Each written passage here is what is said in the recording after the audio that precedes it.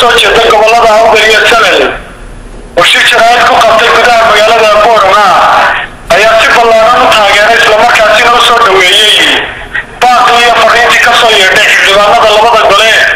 ee gurtiga wakiilada kaga jira gobolada Awdal iyo Salel oo dhawaan shir jaraa'id ku qabtay magaalada Hargeysa. salaadiintani oo ka hadlaya sida ay u raacsan xildhibaanadooda ayaa waxaa ka mid ah taageeradoodii. maanta dawladda joogta ee madaxweynaha ka yahay maxamed maxamuud siiraanyo kol haddaan dhan ka eego waxoogaa nabadaan ku haynaa waxoogaa nabada waan ku haynaa intaa nabadda waan ugu mahadnaqanaa laakiin wuxuu xaq soo rahaa baa naga maqan waxba ma hayno agaasimayaasha wax kuma lihin waxa kale dawladaha nacfiyay dawladdu leedahay waxba kuma lihin magaalada yadii waa la xidhay annagu Boorama lahayn iyo Awdal iyo Saylace labadii meeloodba waa la xidhay waxa la joogtaa barbaro maayo meel kale laga soo dejin maayo waxna laga dhoofin maayo waxaan dawladda ka doonaynaa waxay intaan maartay dadku waxa wada dareemin haddaan odayaashii iyo suldaaniintii iyo madaxdii nahay baarlamaankana waan ayidsanahay waxay ku hadleen waxaan dawladda ka doonaynaa in la noo yimaado wax laga qabto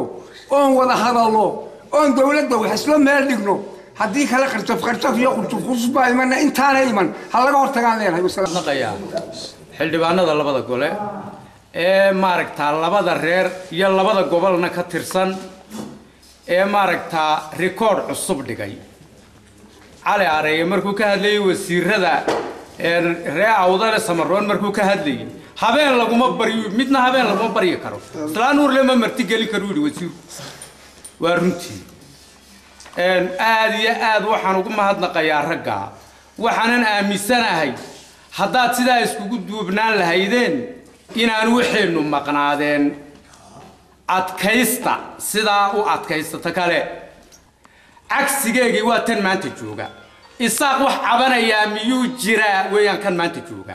kuwa kale waxbay nagama gelin weeyaan war taasina dawladnimo kuma qurux badna waxa weeye wixii go'aanihiyo wixii beeluhu ku tashanayaan iyo wixii gobolku ku tashanayay iyo xildhibaanada waxaan rajeenaa iyagoo dhan oo sida ay u hadleen u dhan inay noo yimaadaan waxaan leeyahay waqtigeeda inay noo yimaadaan warqad barre samatar oo ka soo jeeda beesha ciise arrintaa xildhibaanadu ay ku hadleen labada gole iyaan horta taageersanay annagu ku yar iyo ku weynba waa ta koobaad taasi ta labaad waxa weeye annagu waxba noqonay qolo go'doon oo la haysto la haysayaala Awdal iyo Salel saaban isku haysana waayo Soomaaliland baynan ka batirsanin oo dambal noolayn baaban arkaynaaba sababtoo ah biyaa la qaybiyay Soomaaliland waxba la nagama siiyo daraja la qaybiyay beesha dhaxawn baale gadabuursiga ciise kuma bajiraba eeraboorradii baa la dhisay wixii isaqleeyeen baa la dhisay wixii ciise gadabuursi leeyihiin lamana doonayo war dawladdu hadday mid noo tahay waxaan ka cabanaynaa waxa laga qabto inaad daahdeen ay idin haysteen haddana hadalka maalinta dhaweyto aad ku hadasheen aad iyo aad baa loogu diirsaday waad ku mahadsanideen aad baad ugu mahadsantihiin waana la idinla qabaa oo bulshada reer Awdal iyo Salel aad iyo aad baan idinla qabnaa waxa ku dacwadeen iyo cabashooyinkaas taasi waa taas waxaan idinku soo biirinaynaa inaad halkaa ka sii wadaan oo danta dadkiina ay ilaalisaan waayo waa la idin wakiishay waxaa la yidhi war la qabaa xiisa mare kulley oraahda intii la yidhi ayaan taageersanahay sidii xildhibaanada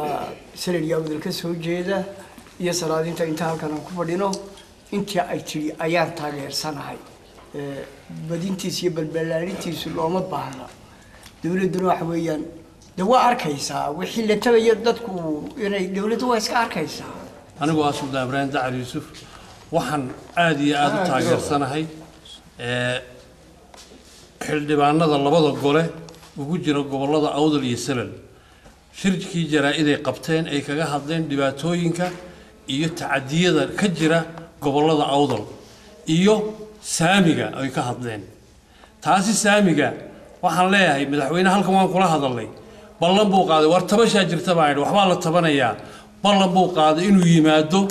ama Hargeysa ugu yeedho madax dhaqameedka sanad baa ka soo wareegay taa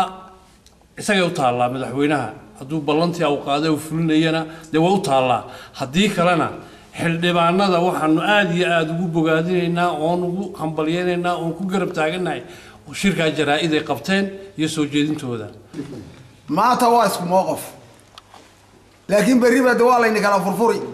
furfuri oo wixii baa layna la dhexman layna bartay ina kala farfari jiray aan wixii uu naga ilaaliya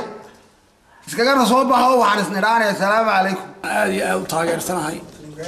nuxurka xildhibaanada u dhashay labada gobol awdil salan waxay ku hadleen ayaan taageersanahay nuxur kasta ku hadleenba ayaan taageersanahay gaar cadaaladii looga baaygabi idaylkeed gardaraaran weligeed marquran laga garaabayni geedi aan halkii lagu ballamay weligii gaadhayni